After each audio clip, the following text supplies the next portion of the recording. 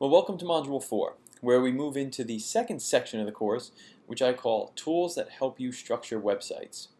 Now, I have to say that Module 4 might be my favorite one of the semester because it gets us talking and thinking about really what makes user-centered design so fundamentally interesting to me. And that's how do we construct digital experiences that improve certain aspects of our lives.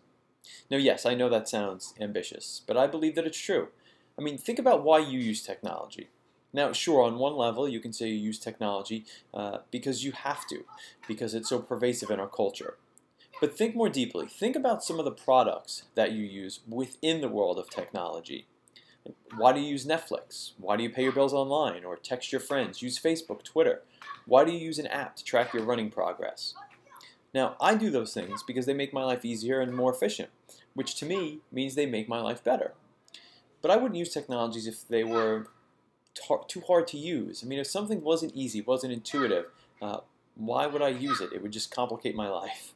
The thinking that goes into effective information architecture really goes a long way to ensuring that technology products are easy to use. And that's why I think this module on information architecture really is an important one, and in many respects, as I said, my favorite one. Now, I used to cover the information architecture module only by discussing information architecture. Now, that's still, of course, the majority of what we're going to focus on here. But I do include another assignment that's intended to get you thinking about a real-world experience that you think can be improved with technology. I do think that this assignment is related to the IA, the Information Architecture module, which is why I began including it. It's also a fun one. I had a lot of fun putting this together when I started including this, and I think you're really going to enjoy working on this blog post. So why don't we take a closer look at the assignments we have this week. So you've got 3 reading assignments. One of them is from the book, and 2 of them are links out to the web. Now make sure you take special note of the instructions around the book assignment because I have specific spots in the book in each chapter where you should stop your reading. So just make sure to double check that. So the first hand-in assignment, if you will, is to create a sitemap. Now you'll see that I ask you to choose one bank website from a list of 5 that I include in the information on the assignment. There are a few reasons why I'm specifically asking you to focus on bank websites. Now, for one, I think banks are a great example of a group of websites that really need to design and construct their digital experiences and their websites with a lot of thought about how they, as entities, interact with users in the physical world. I mean, people have been going to banks for well over a century. There's a reason why they use banks. There's a way that they're comfortable, going to the bank. Of course, none of us like to wait in line at the bank, but there are certain functions that we're used to completing, at banks.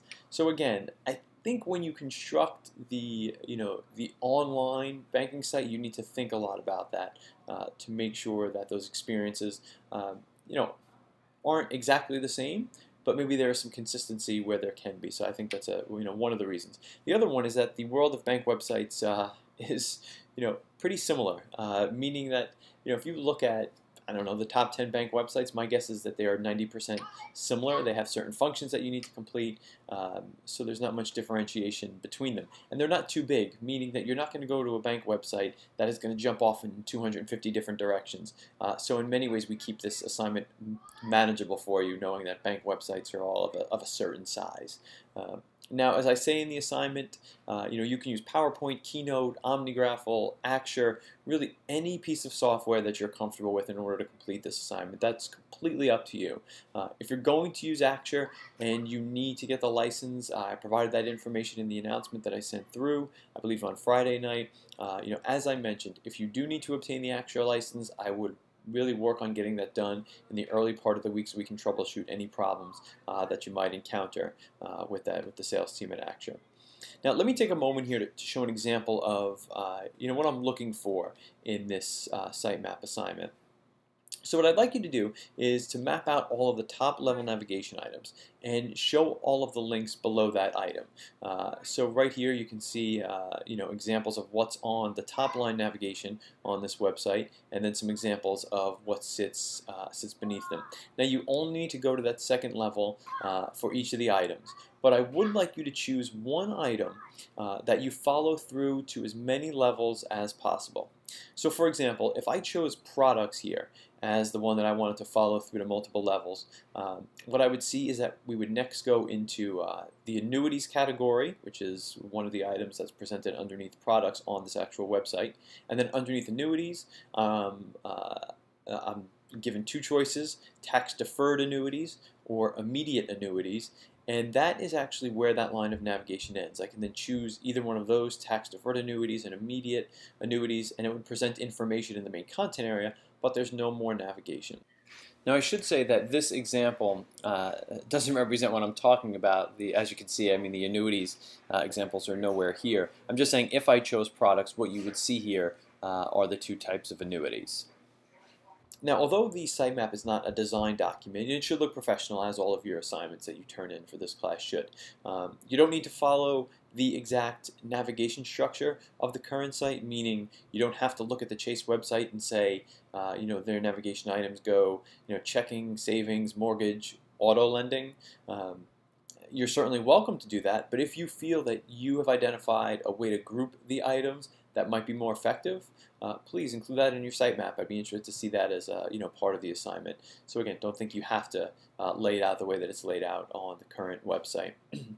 Now, the last assignment of the week is the one where I ask you to write this blog post outlining a real-world experience that can be improved with technology.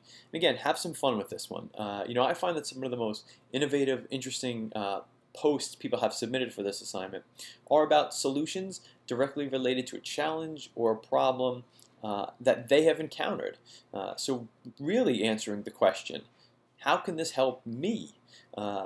Students tend to turn in great work, or I should say, more inspired work when they're describing an idea that they are personally invested in. So if it's helping them solve a problem, you might dedicate a little bit more more time to really seeing that through, because it is in many ways the beginnings, the genesis of an idea that, in theory, you could turn into a product one day. I always look forward to reading these assignments because, as I said, some of the work that students have turned in has just been amazing. And there have been a few where I've thought to myself, that should actually be something. And I've told students, you should really look into how do you take this the next couple of steps, and maybe this would be a good basis for your final project for the program.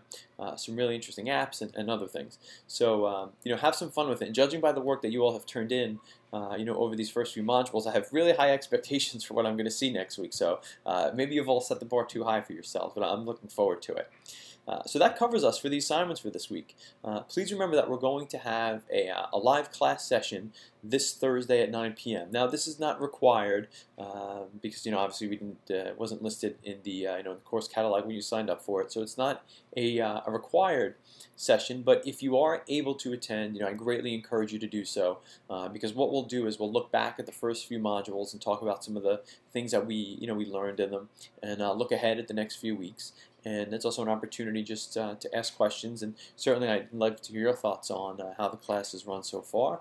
Anything that, from your perspective, we can do to maybe improve the way that we're working here. So again, that's this Thursday at 9 o'clock, and I will send out the link that you'll use to access that. I believe I'll put it in the announcement for the week, so by the time you're seeing this video, you will probably have that link. But you don't have to wait until Thursday to ask any questions, of course. If there's anything I can do to be helpful, just shoot me an email and get back to you as soon as I can. So that's it. I look forward to speaking with you all in the future. Take care.